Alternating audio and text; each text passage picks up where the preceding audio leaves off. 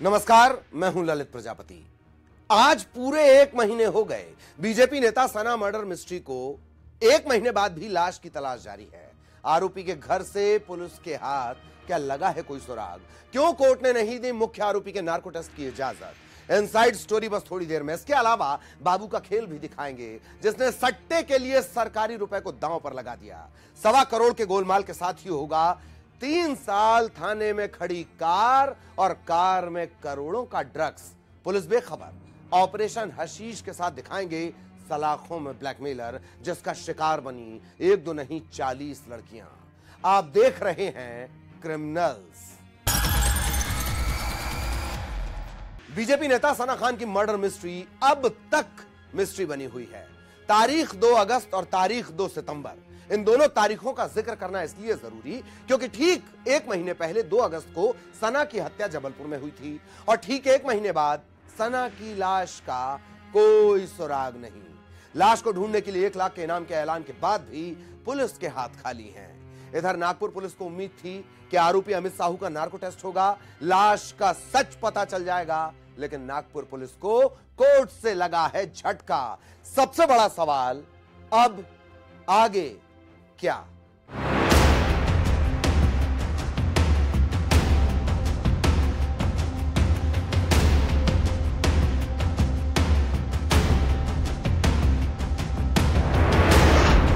Narco से नहीं खुलेगा लाश का राज।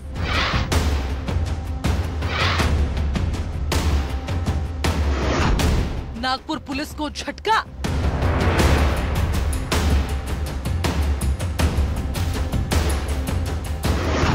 अब कैसे मिलेगा लाश का सुराग?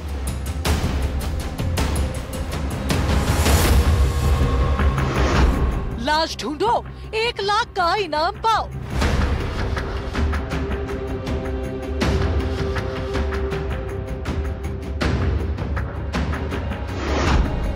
एक महीने बाद पुलिस खाली हाथ।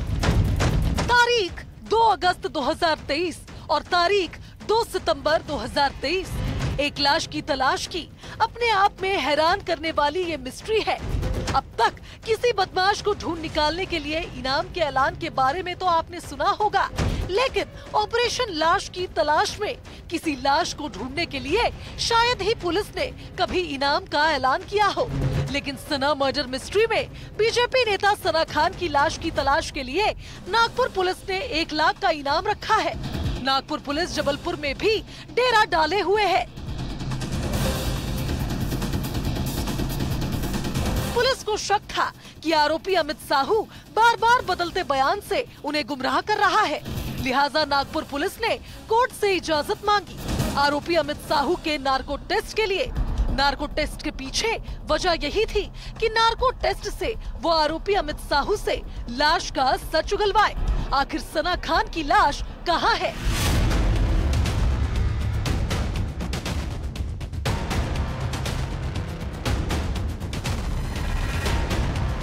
लेकिन ऑपरेशन लाश की तलाश में नागपुर पुलिस को कोर्ट से झटका लगा।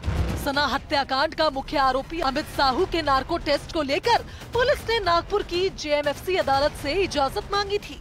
लंबी पैरवी के बाद अदालत ने नार्को टेस्ट के लिए अनुमति नहीं दी। अब सवाल है कि लाश का सुराग पुलिस वाले कैसे तलाशेंगे? 1 लाख के इनाम से क्या सना मर्डर मिस्ट्री के बारे में पुलिस को कोई क्लू मिलेगा? पुलिस को ये भी शक था कि बार बार आरोपी बयान बदल रहा है, उसने लाश को कहीं और तो नहीं छिपाया। इस केस में नागपुर पुलिस फॉरेंसिक टीम के साथ राजल टाउनशिप के उस फ्लैट पर भी पहुंची जहां अमित साहू रहता है, जिसने पुलिस को ये बताया था कि उसने घर में ही सना की हत्या की और लाश को कार से हिरन नदी में फेंक दिया था। कार पर खून के निशान और अमित साहू के घर सुराग तलाशने पुलिस गई थी, जिससे लाश के बारे में पता चले। सवाल है कि क्या पुलिस को शक था कि कहीं लाश का राज अमित साहू के राजल टाउनशिप पर घर में तो कैद नहीं? 2 से 3 दिन तक नागपुर पुलिस ने जबलपुर में डेरा डाला। हिरन नदी जहां जहां से होकर गुजरती है, उन इलाकों में सना की लाश को तलाशा। अब इस तलाश में क्या पुलिस की टीम कुछ ढूंढ पाई? आखिर 2 सितंबर यानी कत्ल हुए पूरा 1 महीना बीत गया। सना खान की लाश कहाँ है?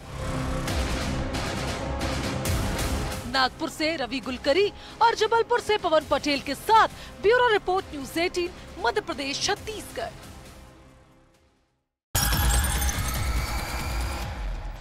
उस थाने में पुलिस वाले आते और जाते। उसी थाने में करीब 3 साल से लग्जरी गाड़ियां खड़ी हुई थीं, जो 3 साल पहले नशे के सौदागरों से जब्त की गई थीं। उन गाड़ियों पर पुलिस वालों की शायद ही नजर पड़ती, क्योंकि इन पर धूल जमा थी। अब हैरानी देखिए, पिछले 3 साल से उन लग्जरी गाड़ियों में करोड़ों का ड्रग्स रखा हुआ था, लेकिन किसी को भनक तक नहीं लगी। आप भी देखिए ये चौंकाने वाला खुलासा। Nepal to Chennai operation hashish.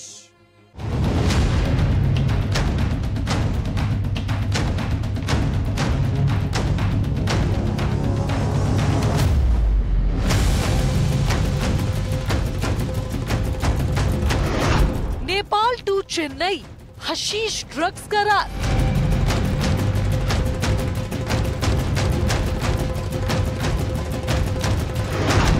थाने में कार, करोड़ों का राज।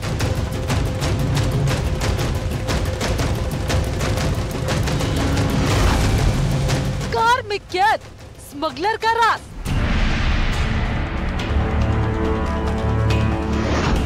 तीन साल से सब बेखबर।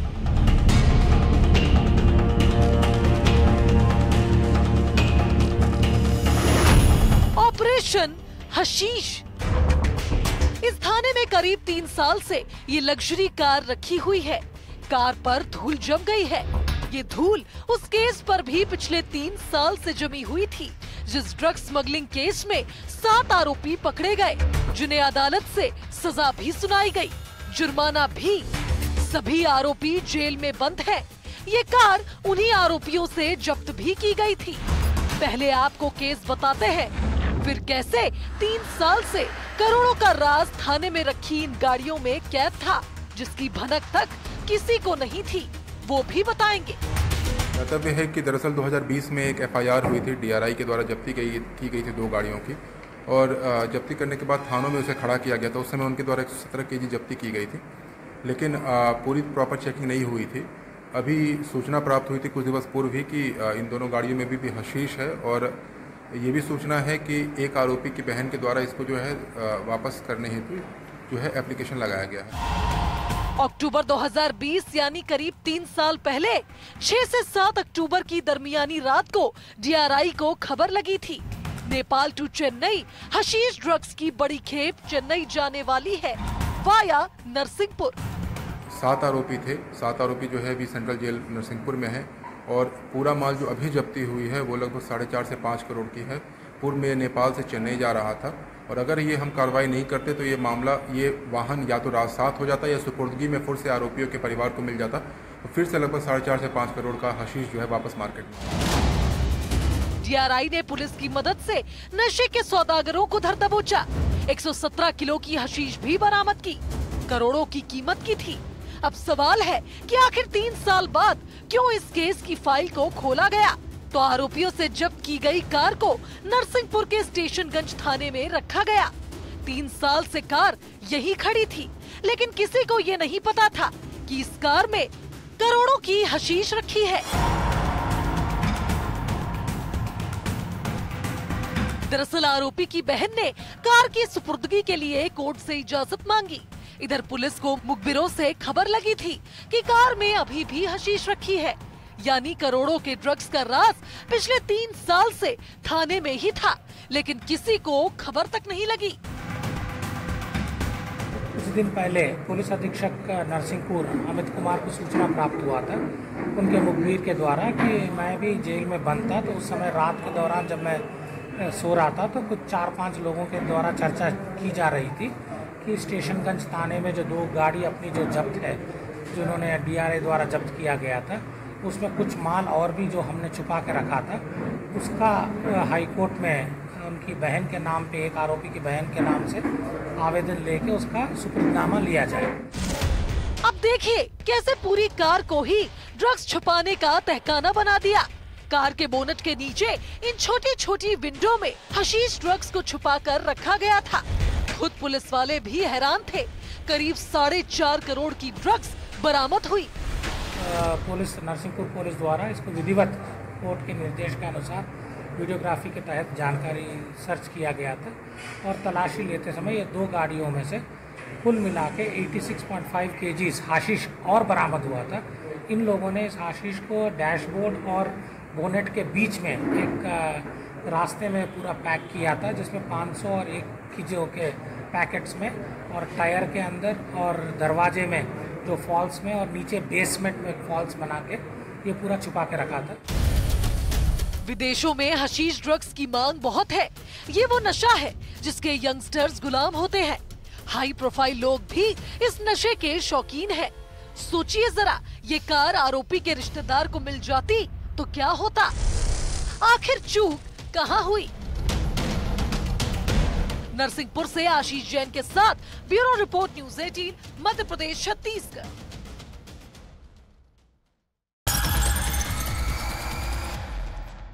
आपने पर्दे पर हेरा फेरी फिल्म तो जरूर देखी होगी। 420 की कई फिल्मी कहानियों के बारे में सुना भी होगा, लेकिन आज हम सरकारी विभाग के बाबू का वो कारनामा आपको दिखाते हैं जो 420 की रियल फिल्म है। ये बाबू सट्टे में रकम हार गया और फिर इसने अपने ही विभाग को लगाया 1.25 करोड़ का चूना। कैसे 1.25 करोड़ रुपए बाबू ने अपने खाते में ट्रांसफर कर लिए, यह खुलासा हैरत में डाल देगा।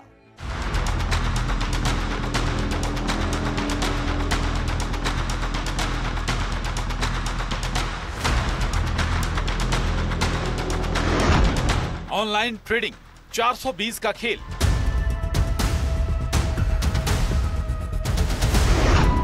बाबू की चाल हुआ गोलमाल।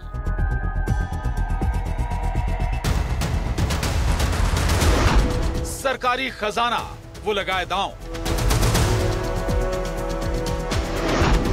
ऐसे लगाया 1.25 करोड़ का चूना।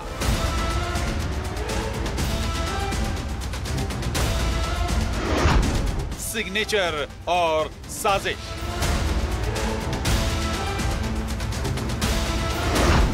फंस गई मछली जाल में। हेरा फेरी की फिल्मी कहानी भी इन बाबू के कारनामे के आगे फ्लॉप हो जाए, नटवर लाल भी सोच में पड़ जाए। क्या शातिर दिमाग है भाई। तो इन जनाब का तारुफ कराने से पहले जरा थाने से आरोपी के निकलते वक्त इन लोगों की निगाहों को पढ़िए, जिनकी निगाहें भी सवाल कर रही है। ये तो 420 का उस्ताद निकला, तो अब कारनामे खुद आरोपी की जुबानी सुनिए।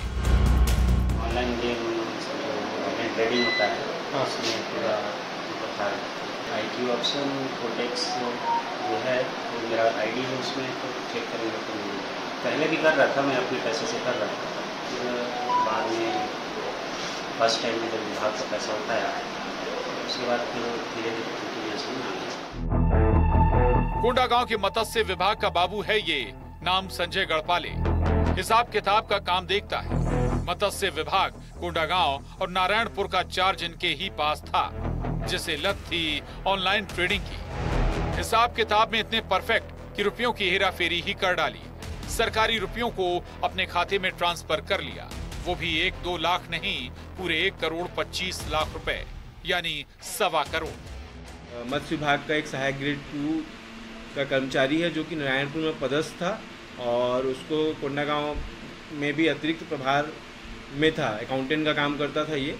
और ये जून 2022 से अभी तक ये लगभग शासकीय पैसे को अपने खाते में 1 करोड़ 25 लाख जो राशि थी ये अपने खाते में डाल लिया है।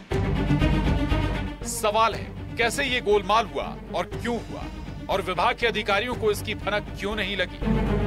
दरअसल संजय अपने ही अधिकारी के फर्जी साइन बनाता, जिससे फर्जी साइन बनाने में महारत हासिल हो गई। जिसने एक बार गबन किया और जब उसकी ये चोरी पकड़ी नहीं गई तो वो सरकारी खजाने पर डाका डालता गया। जून 2022 से लेकर अब तक 1.25 करोड़ का चूना लग चुका है। इसकी जांच की गई मत्स्य विभाग के द्वारा और जांच करके रिपोर्ट आया। उसके बाद ये थाने में आकर अपराध पंजीबद्ध कराया गया। थाने में धारा 409, 420 का अपराध पंजीबद्ध किया गया है। शुरुआती जांच में हमको ये पता चला है कि लगभग सभी राशि को ये ट्रेडिंग करता था, ऑनलाइन ट्रेडिंग, इसके जरिए सभी राशि को ये गंवा चुका है। दरअसल आरोपी संजय ऑनलाइन ट्रेडिंग करता था, लेकिन वो इस खेल में रकम गंवा बैठा, जिस पर कर्जा चढ़ा और उसने इसके लिए ये घोटाला किया। गबन का आरोपी अब पछता रहा है, जो कह रहा है ये ट्रेडिंग बंद हो जानी चाहिए। लगभग इसके पास से 1 लाख रुपए कैश जब्त हुआ है। इसके सभी बैंक के जो अकाउंट है उनके पासबुक को जब्त किया गया है और एक कंप्यूटर इसके पास से और मोबाइल जब्त किया गया है। इसके अलावा अभी जांच की जाएगी कि लगभग पूरे पैसे का इसने कैसे इस्तेमाल किया है, किस ट्रेडिंग प्लेटफॉर्म में वो किया है और पैसे का जो ये शासकीय पैसे का ये अपने खाते में किस तरह से ट्रांसफर किया गया है, जांच का विषय विस्तृत जांच की जाएगी। मामले के खुलासे के बाद हड़कंप तो मचा ही था। इस गबन के खेल में क्या अकेला बाबू ही शामिल था या विभाग के और लोग मिले हैं, इसकी तफ्तीश जारी है। कोंडागांव से विवेक श्रीवास्तव के साथ bureau report, news 18, Madhya Pradesh, Chhattisgarh. वो हैकर है, ब्लैकमेलर है, लेकिन वो कौन है यह किसी को नहीं पता। जिसका काम है लड़कियों की आईडी हैक कर फोटो मॉर्फिंग से उनके फोटो को अश्लील बनाना और फिर इस एडिटेड फोटो को सोशल मीडिया पर पोस्ट कर लड़कियों को ब्लैकमेल करना। कैसे लड़कियों ने हिम्मत दिखाई और सलाखों में पहुंचा ब्लैकमेलर। इंस्टाग्राम पर लड़कियों को ब्लैकमेल करने वाले आरोपी पर रासुका की कार्रवाई की गई है।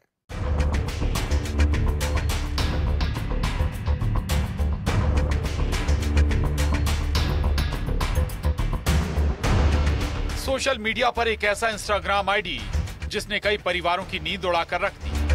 कई लड़कियां उस ब्लैकमेलर की दहशत में खौफ में जी रही थी, जो बस अपना शिकार ढूंढता, आईडी को हैक करता और फिर लड़कियों के फोटो लेकर उसे एडिट करता, अश्लील फोटो बनाता और उसके बाद उसे सोशल मीडिया पर पोस्ट कर देता और फिर शुरू होता ब्लैकमेलिंग का खेल।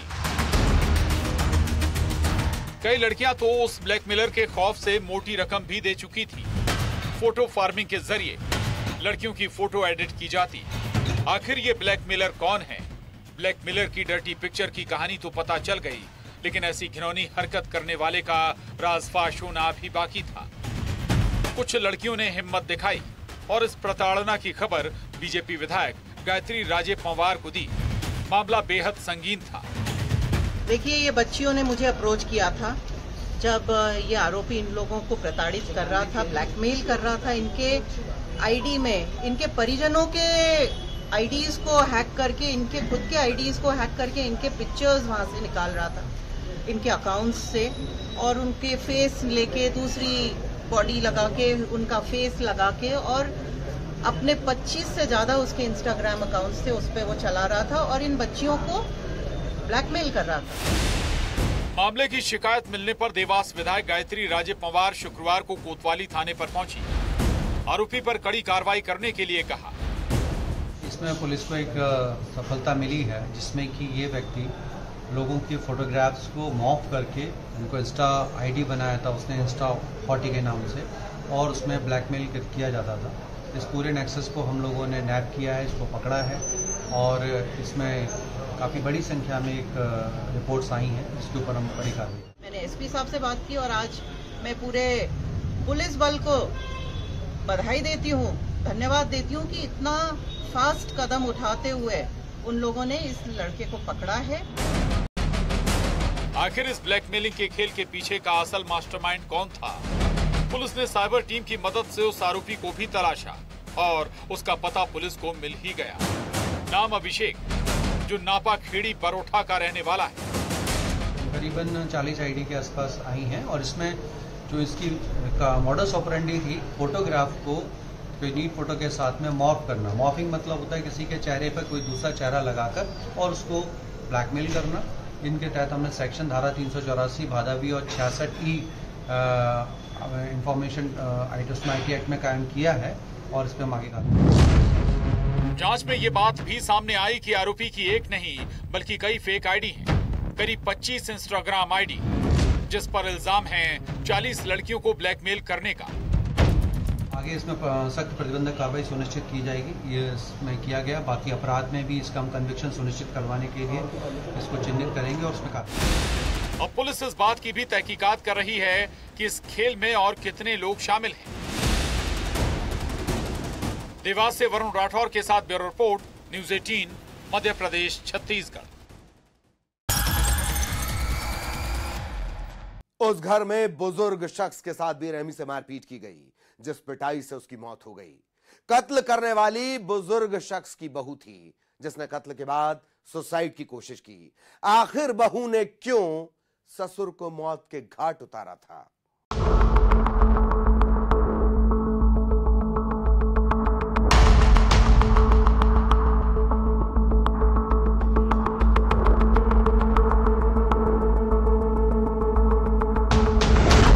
ससुर बहू में खूनी तकरार।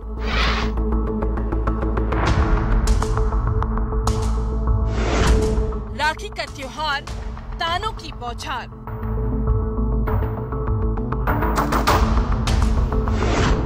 रिश्तों पर प्रहार, ससुर का मर्डर।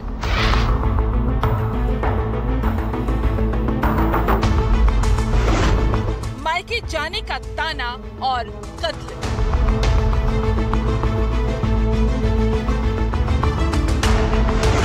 घूंघट में गुनाह। इस घर में बुजुर्ग शख्स की लाश पड़ी है, जिसे बेरहमी से पीटा गया। सारा गुस्सा बुजुर्ग पर ही उतारा गया, जिस पिटाई से बुजुर्ग शख्स की मौत हो गई। ये कत्ल का मामला था। कत्ल करने वाली महिला है, जिसके गुस्से का पारा 7वें आसमान पर था, लेकिन जब गुस्सा शांत हुआ तब तक सब कुछ खत्म हो गया था। जिसने फिर मौत को गले लगाने का फैसला लिया और सुसाइड करने की कोशिश की, लेकिन इसे फौरन इलाज के लिए लाया गया, जिससे इसकी जान बच गई।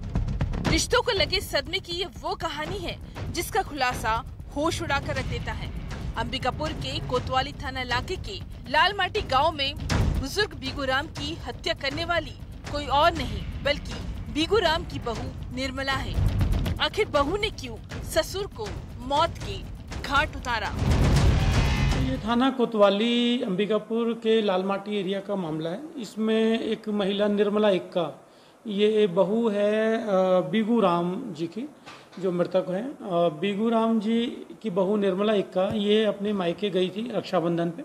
रक्षाबंधन पे ये त्यौहार मनाने गई थी। त्यौहार पे जाने को लेके इसके ससुर बीगूराम इससे नाराज थे, गुस्सा थे। इस विवाद की वजह भी आपको बताते हैं क्यों ये तकरार हुई। दरअसल राखी के त्योहार पर बहू निर्मला अपने मायके जाना चाहती थी, लेकिन ससुर ने मना कर दिया। वो बहू की मायके जाने की बात पर नाराज था। ससुर की नाराजगी को दरकिनार करते हुए निर्मला अपने मायके गई, रक्षाबंधन का त्योहार मनाया। लेकिन जब ससुराल लौटी तो इस नाराजगी ने विवाद की शक्ल अख्तियार कर ली थी। ससुर नशे की हालत में था, जो बहू को ताना देने लगा और ये भी कहा कि जाकर अब मायके में ही रहो। जांच में ये बात भी सामने आई है कि बहू भी नशे में थी। ससुर ने ताना दिया और इस ताने पर बहू ने ससुर को हमेशा के लिए खामोश कर दिया। हाथापाई हुई और बहू ने ससुर को धक्का दिया, जिससे बीगूराम का सिर दीवार से टकराया और उसकी मौत हो गई। जब ये लौट के आई त्योहार मना के, तो ये अपने घर में ही थी। तो घर में इनके ससुर ने भी दारू पी थी और साथ में मृतक ने, साथ में इनके द्वारा भी शराब का सेवन किया गया। ऐसी बात अभी प्रारंभिक तौर पर पता चल रही है और इनमें झगड़ा शुरू हो गया इसी मुद्दे को लेके कि रक्षाबंधन पे आप क्यों गए थे, आप वहीं चले जाओ। तो जिसमें निर्मला इक्का को हाथापाई हुई, उन्होंने उनको धक्का दिया और ससुर जो है दीवार में उनका सर टकरा गया, जिसकी वजह से उनकी वहीं मृत्यु हो गई।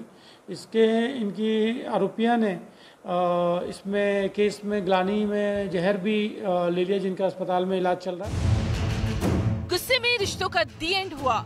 अब सिवाय पछतावे के कुछ नहीं बचा।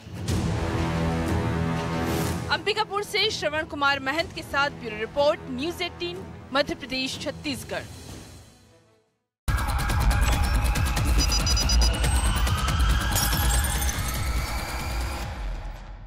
पेश बघेल